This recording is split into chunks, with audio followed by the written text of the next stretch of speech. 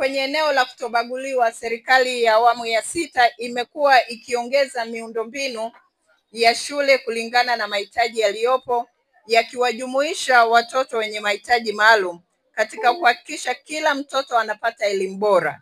Mkoa una jumla ya shule 812 za msingi pamoja na sekondari 187 ambazo zinajumuisha watoto wetu wenye mahitaji maalum.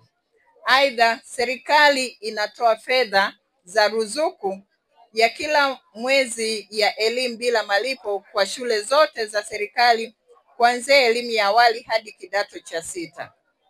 Katika hili niwaombe na kuwasihi sana wazazi wenzangu kusaidiana na serikali katika kuhakikisha watoto wanapata chakula wakiwa shuleni ili kuunga jitihada kubwa zinazofanywa na Mheshimiwa Rais wetu wa Jamhuri ya Muungano wa Tanzania, Dr. Samia Suluhu Hassan.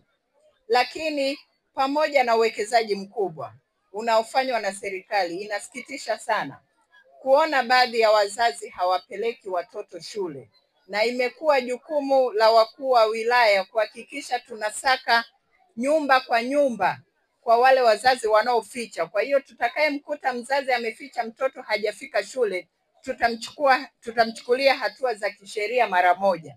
Na hiyo tabia, ni waombe wazazi tukome. Watoto wana haki ya kusoma na kupata elimu, lakini tabia hii pia imekuwa inaathiri ufaulu wa watoto wetu kwa kuwafanya watoto kuwa tegemezi. Mkoa wa Ruvuma ni mkoa ambao unasifika kwa kilimo. Wazazi pia wamekuwa wakienda mashambani, wanawaacha watoto nyumbani bila chakula.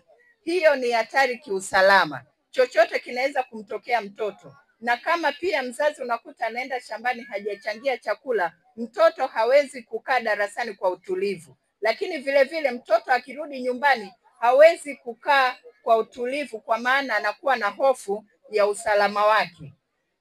Na sasa niwaombe sana wazazi, hili nawaomba sana wazazi pamoja na walimu, na sisi ni sehemu ya wazazi. Inapojitokeza hili, mtoto hajaonekana shuleni, tuchukue hatua ya kufuatilia mwenendo wa maisha kwake nyumbani. Kwa hiyo wazazi, niwakumbushe kuwa elimu ni haki ya msingi ya mtoto. Hivyo kila mmoja atimize wajibu wake ili mtoto asikose haki hiyo.